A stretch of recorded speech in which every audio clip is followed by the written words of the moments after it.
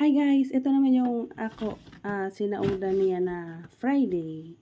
Ayan, every Friday ay may mga nagtitinda ng mga sariling produkto doon sa may tapat ng munisipyo. So, kailangan nating maaga para makapili tayo ng magandang klase. Magandang bumili ngayon guys dahil dry ang kamuting kahoy. Ibig sabihin, mas marami tayong makukuha dito dahil mas mabigat siya compare doon sa maputik nung mga nakaraang araw. Napansin niyo doon sa mga video ko, basa yung ating kamuting kahoy. So, mas mabigat yun. Ito is tamang-tama lang ang timbang dahil natuyo na. Yan.